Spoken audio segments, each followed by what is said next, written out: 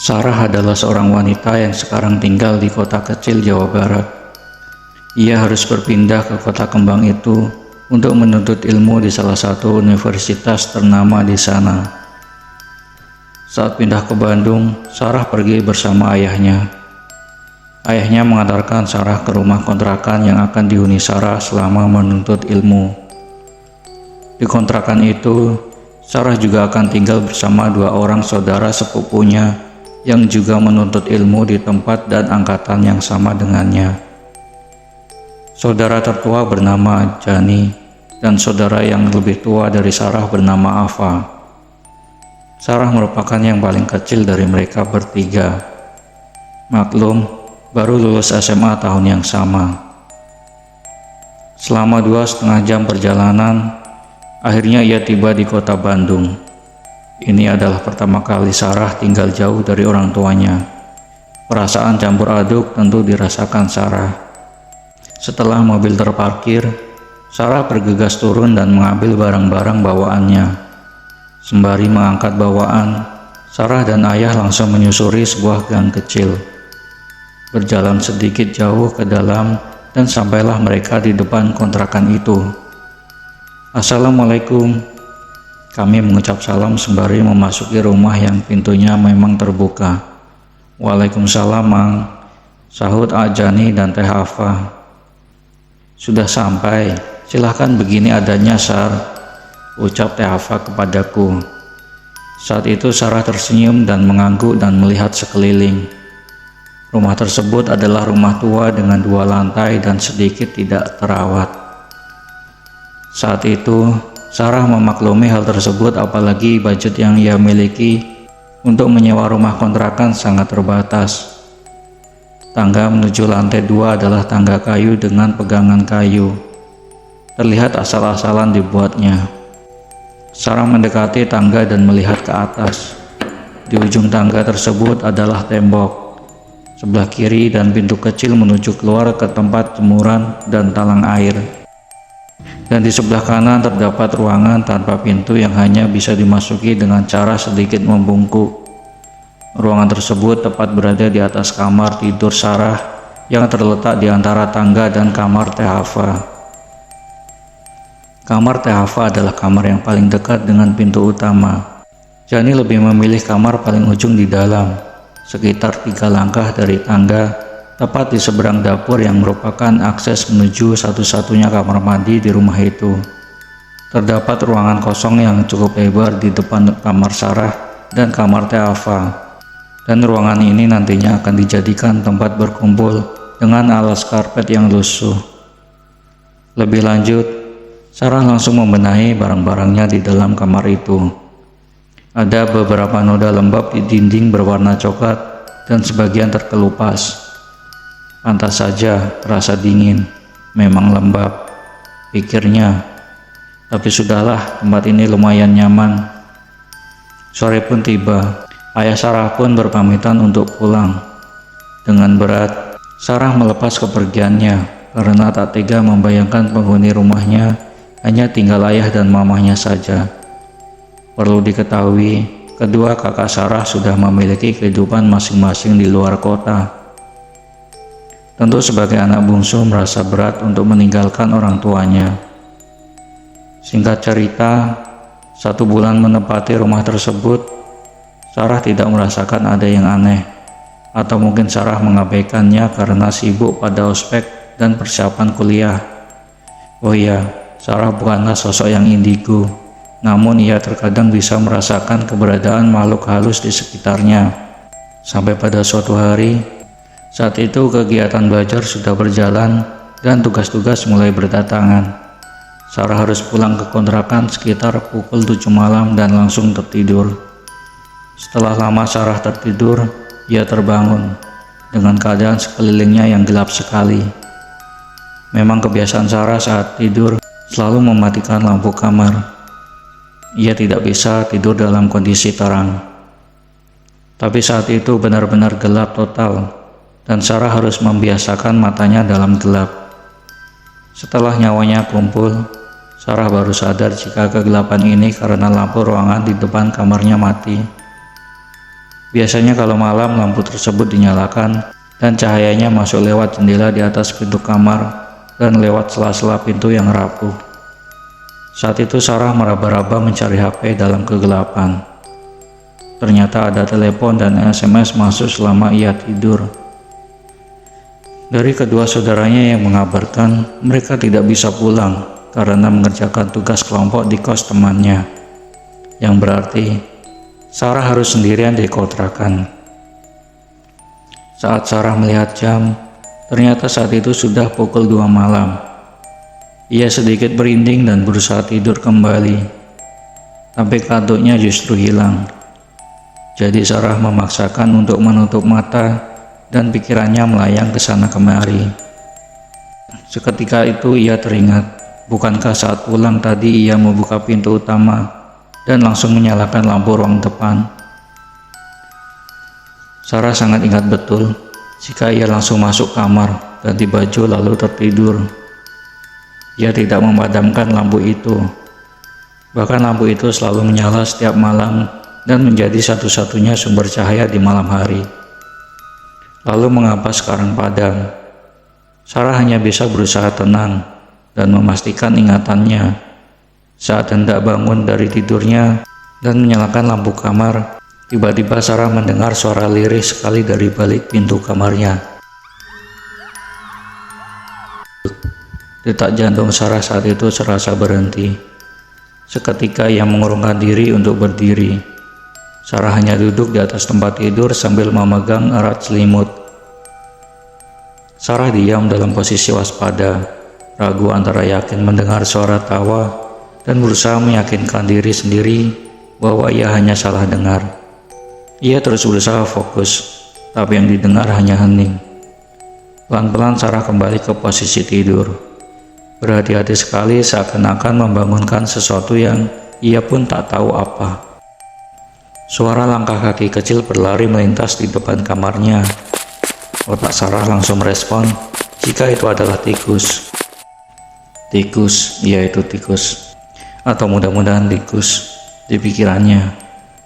Belum selesai ia meyakinkan diri sendiri, suara lain membuatnya kaku sekaku-kakunya. Suara sesuatu diseret, seperti orang yang berjalan pincang dengan satu kaki diseret, berkeliling di ruangan depan kamarnya. Sesekali mendekati ke arah kamar Sarah, ke arah kamar Teava, dan berputar lagi. Suara tertawa lirih itu muncul lagi. Kali ini Sarah yakin jika ia tidak salah dengar.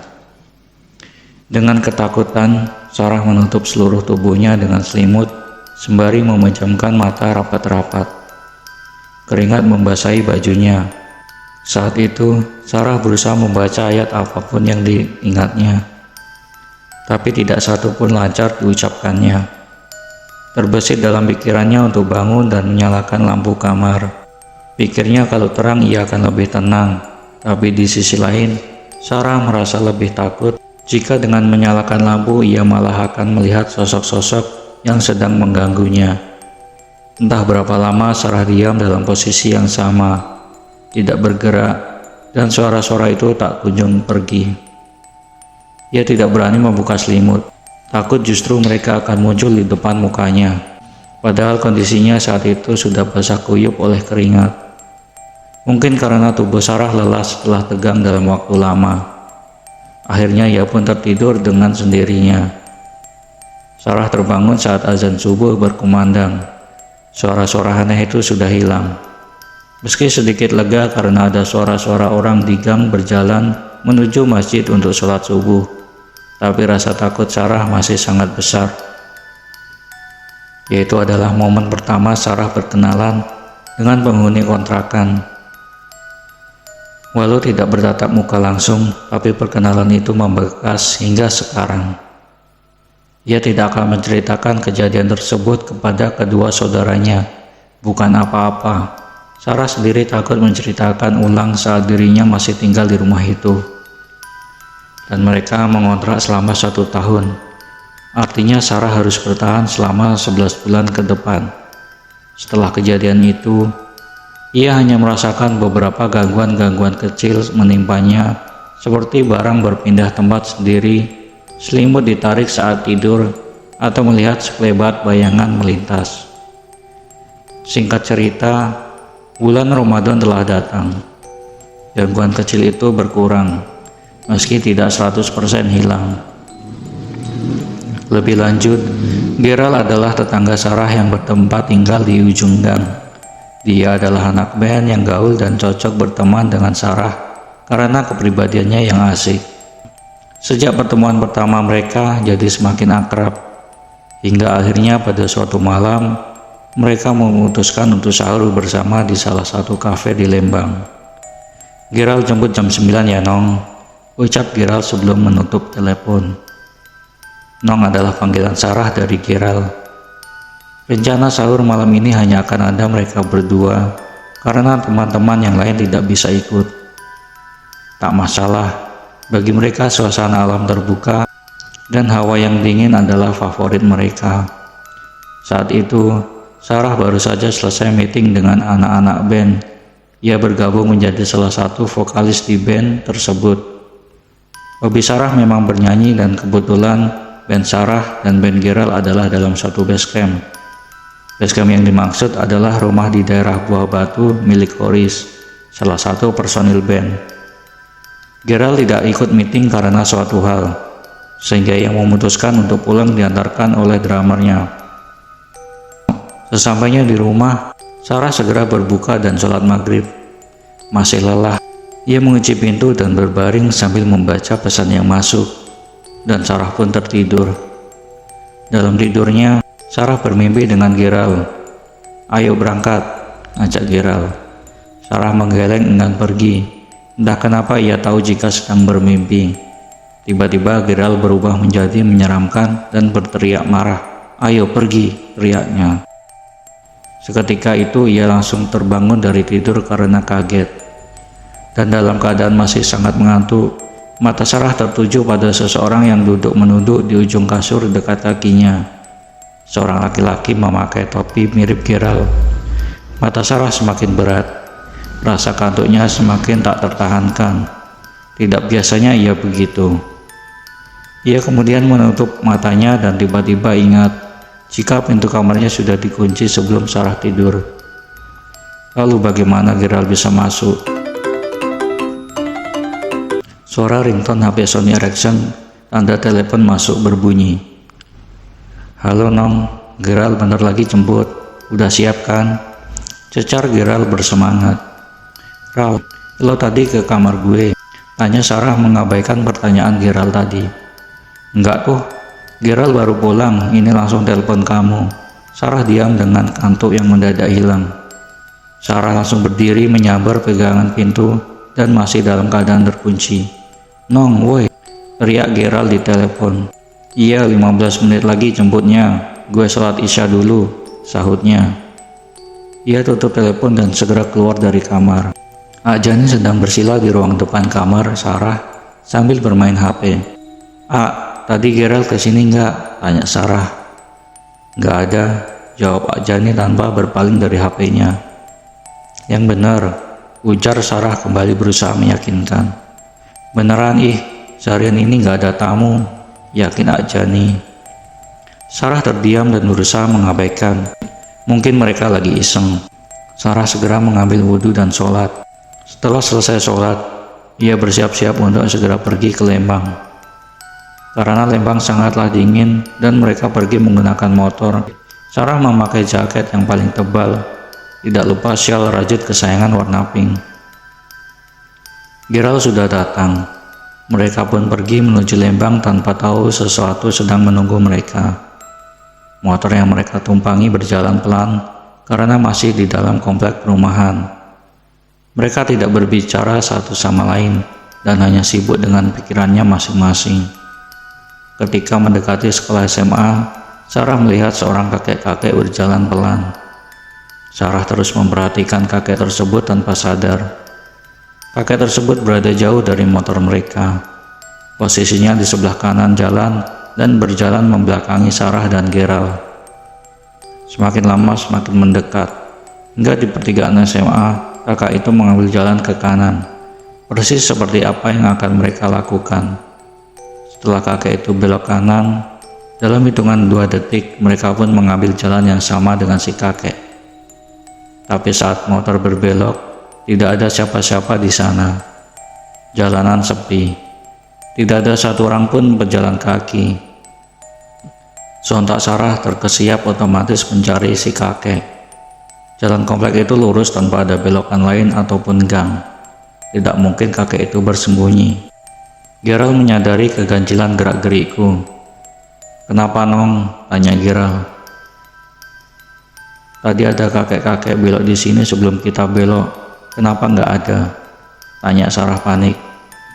"Jangan ngelamun, nggak ada siapa-siapa dari tadi juga," seru Gerald. Karena sudah mengalami kejadian aneh hari ini, Sarah mulai terbiasa. Akhirnya ia mencoba membicarakan banyak hal dengan Gerald untuk menepis rasa takut sepanjang perjalanan. Jalan menuju Lembang saat itu masih banyak berupa pohon-pohon lebat di kanan kiri jalan. Saat itu tepat di tanjakan sebelum kafe yang akan mereka datangi, Sarah melihat seekor kucing hitam melintas di tengah jalan dekat sekali dengan lintasan mereka. Tetapi Gerald sama sekali tidak memperlambat kecepatan motor. Refleks Sarah menepuk pundak Gerald sambil berteriak, "Ral, kucing Ral, pelanin!" teriak Sarah sedikit tertahan sambil menunjuk-nunjuk kucing tersebut. Tanpa babi bu, Gerald malah tancap gas membuat Sarah sedikit tercengang. "Diam kamu, Nong, gak ada apa-apa," balas Gerald sewot. Sarah kemudian bengong dan berbalik ke belakang melihat ke arah kucing tersebut duduk, dan memang tidak ada apa-apa di sana. Kosong. Dan ia pun shock karena jelas-jelas kucing hitam tadi bukan halusinasi. Lanjut, mereka pun akhirnya sampai di kafe. Mereka segera turun dan melihat saung dan kemudian memesan Indomie keju kornet. Sarah memesan teh manis panas, sedangkan Gerald memesan kopi. Sebenarnya saat itu Sarah masih gelisah karena kejadian terakhir. Tapi mereka sudah sepakat tak mau membahas dan berusaha mencari topik obrolan lain. Sarah pun lupa karena larut dalam suasana malam yang dingin. Langit cerah berbintang ditemani minuman hangat, rasanya nikmat sekali. Tak terasa waktu imsak datang, tanda mereka harus segera pulang agar bisa menunaikan sholat subuh. Kami meminta bil. Saat waiters datang menyerahkan bil, dia bertanya, "Teh, mau pulang sekarang ya?" tanyanya. "Iya, jawab Sarah dan Gerald berbarengan. Yakin?" sahutnya menyelidik. "Iya, biar keburu sholat subuh," Gerald membalas. "Sok atuh hati-hatinya di jalan," ujarnya. "Iya, nuhun." "Iya, makasih," sahut Sarah. Mereka berjalan menuju kasir dan terjadi lagi percakapan yang serupa. Kasir tersebut meminta Sarah dan Gerald untuk berhati-hati. Tanpa curiga, mereka pun membayar dan pergi ke parkirannya. Tukang parkir menghampiri mereka dan tebak, percakapan yang sama terulang lagi. Berujung tukang parkir tersebut meminta mereka untuk berhati-hati. Seketika Sarah dan Gerald pun saling pandang, paham akan perasaan tidak enak yang sekarang mereka rasakan. Dan ternyata beberapa kejadian yang Sarah alami sebelum berangkat hanya intro. Kalau saja ia tidak cuek dan lebih memperhatikan tanda-tanda, kalau saja Sarah tidak memaksakan pergi setelah mengalami 2 kejadian pertama, Sarah dan Gerald tidak akan mengalami kejadian ini.